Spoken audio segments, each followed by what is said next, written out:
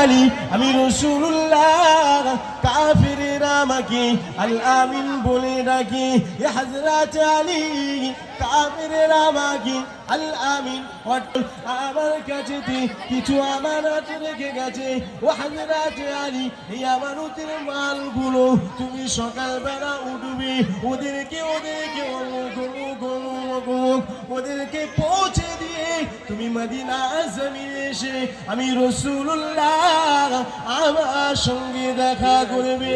এই যুবকেরা হযরত আলী হুজুর আমার বলতে লাগলেন ও নবী পাকের সাহাবারা নবী আমার বললেন হযরত আলী তুমি মদিনা জমিনে এসে আমি রাসূলুল্লাহ আমার সঙ্গে দেখা করবে। ও নবী সাহাবারা আমি আলীর বিশ্বাস আমি আলীর ইমান আমার রাসূলুল্লাহ বলেছে মদিনায় এসে আলী তুমি দেখা করবে। আমি আলী যতক্ষণ না পর্যন্ত মদিনা জমিনে গিয়ে আমার রাসূলুল্লাহর সঙ্গে দেখা না করব আমি আলীর মৃত্যু হবে না। আরো জোরে বলে বিশ্বাস এসে গেল যে রাসূল বলেছে। তো আজ আমি আপনি কেন মৃত্যুর ভয় করব?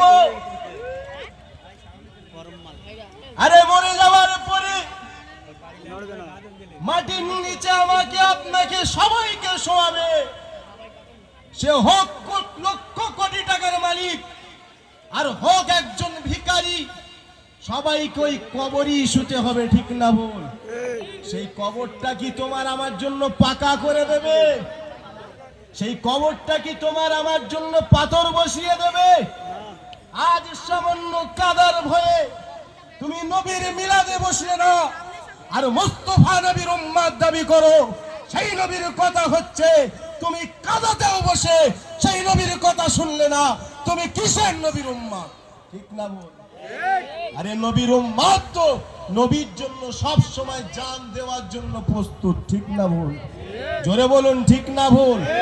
আরে এটা কি কোনো রাজনৈতিক মঞ্চ? না।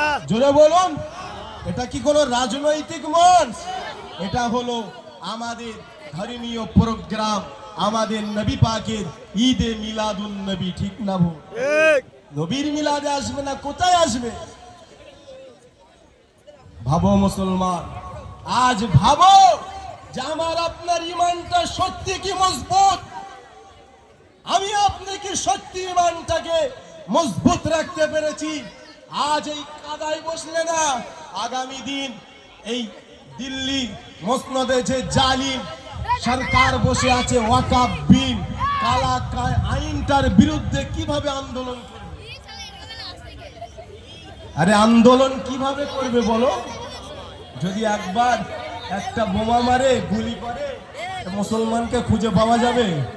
যারা কাদায় বসে না তারা কি ওয়াকফ আন্দোলন করবে? যারা নবীর প্রেমে কাদাতে বসলো না তারা কি নবীর জন্য জান দেবে বলে? এটা তো আমার মাথায় আসে না।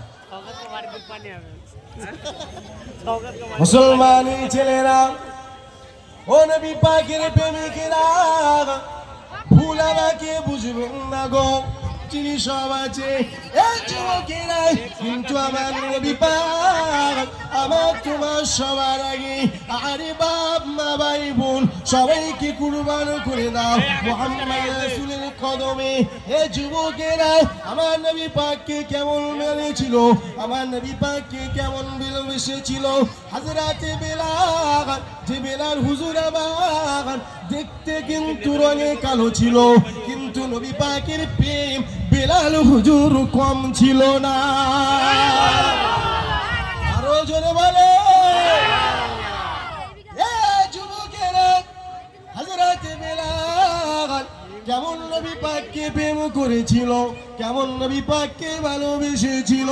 হযরতে বেলাল মদিনা নববী শরীফে বসে আছে, হযরতে আবু বকর সিদ্দিক হুজুরেরা বসে আছে, সাহাবা হুজুরেরা বসে আছে।